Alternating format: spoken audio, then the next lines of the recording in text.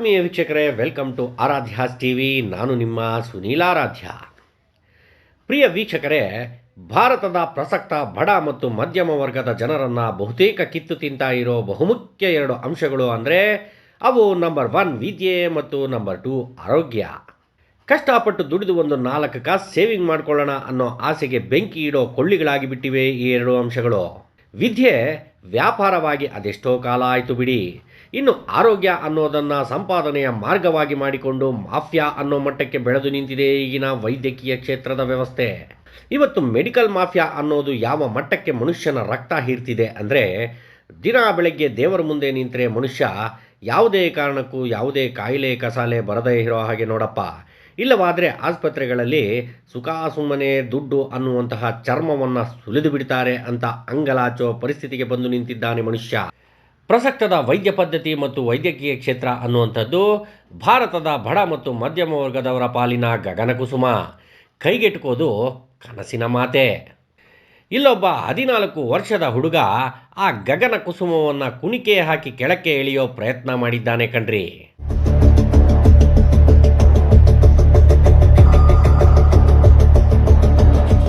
S ವೀಕ್ಷಕರೇ, 14 ವರ್ಷದ ಸಿದ್ಧಾರ್ಥ್ ನಂದ್ಯಾಲ ಅನ್ನುವಂತಹ ಆಂಧ್ರದ ಅನಂತಪುರ ಮೂಲದ ಅಮೆರಿಕಾದ ಡೆಲ್ಲಾಸ್ ನಿವಾಸಿ ವೈದ್ಯಕೀಯ ಕ್ಷೇತ್ರವನ್ನು ಬುಡಮೇಲು ಮಾಡಬಲ್ಲಂತಹ ಅದ್ಭುತವಾದ ಆವಿಷ್ಕಾರವೊಂದನ್ನು ಮಾಡಿದ್ದಾನೆ.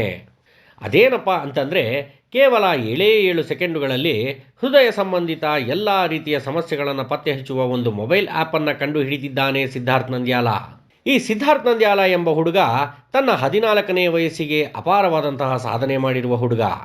ಸದ್ಯದ ಬಹುದೊಡ್ಡ ಟ್ರೆಂಡ್ ಆದಂತಹ AI ಅಂದರೆ ಆರ್ಟಿಫಿಷಿಯಲ್ ಇಂಟೆಲಿಜೆನ್ಸ್ ಎಂಬ ವಿಚಾರದಲ್ಲಿ ಮಹತ್ತರವಾದಂತಹ ಅಧ್ಯಯನ ಮಾಡಿದ್ದಾನೆ ಈ ಹುಡುಗ.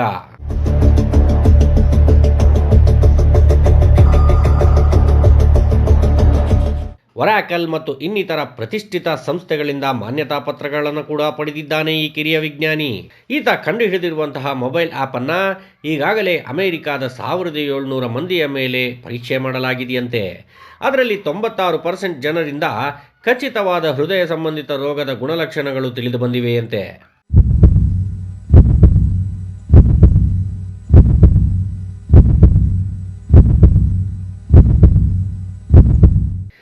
ಸಿದ್ಧಾರ್ಥ್ ಕಂಡುಹಿಡಿದಿರುವಂತಹ ಈ ಸರ್ಕಾಡಿಯನ್ AI ಆ್ಯಪನ್ನು ನಮ್ಮ ಮೊಬೈಲ್ಗಳಲ್ಲಿ ಇನ್ಸ್ಟಾಲ್ ಮಾಡಿಕೊಂಡು ನಮ್ಮ ಎದೆಯ ಮೇಲೆ ಅಂದರೆ ಹೃದಯ ಇರೋ ಸ್ಥಳದಲ್ಲಿ ಹೊರಗಿನಿಂದ 7 ಸೆಕೆಂಡ್ಗಳು ನಮ್ಮ ಹೃದಯ ಇರೋ ಸ್ಥಳದಲ್ಲಿ ಈ ಮೊಬೈಲನ್ನು ಇಟ್ಕೊಂಡ್ರೆ ಸಾಕಂತೆ.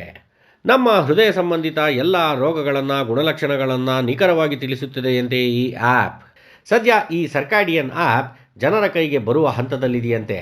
ಈ ಆ್ಯಪನ್ನು ಲಾಂಚ್ ಮಾಡಿದ ಮೇಲೆ ಭಾರತದಂತಹ ದೇಶಗಳಲ್ಲಿ ಕೇವಲ $150ಗಳಿಗೆ ಆ್ಯಪ್ ಸಿಗುವ ರೀತಿ ಮಾಡುತ್ತೇನೆ ಎಂದು ಸ್ವತಃ ಸಿದ್ಧಾರ್ಥ್ ಕೆಲವು ಕಡೆ ಹೇಳಿಕೊಂಡಿದ್ದಾನೆ.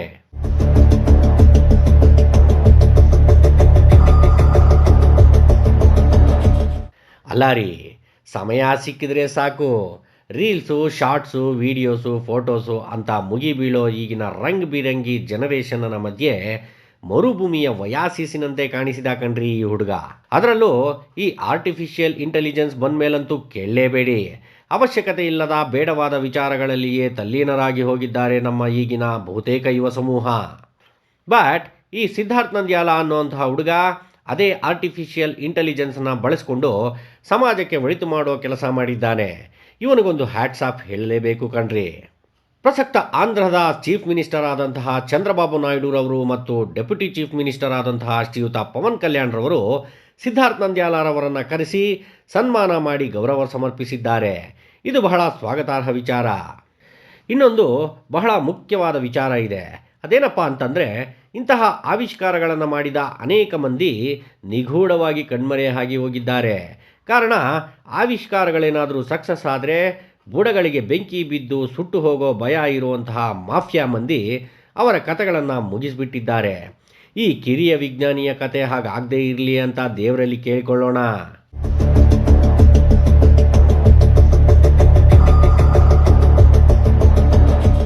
ಈ ಸರ್ಕಾಡಿಯನ್ ಆ್ಯಪ್ ಜನಮಾನಸಕ್ಕೆ ಬಂದು ಬಡ ಮತ್ತು ಮಧ್ಯಮ ವರ್ಗದ ಜನರ ಪಾಲಿನ ಆರ್ಥಿಕ ಸ್ಥಿತಿ ಸ್ಥಿರವಾಗಲಿ, ಭಾರತ ಸದೃಢವಾಗಲಿ ಅಂತ ಎಲ್ಲರೂ ದೇವರಲ್ಲಿ ಕೇಳಿಕೊಳ್ಳೋಣ.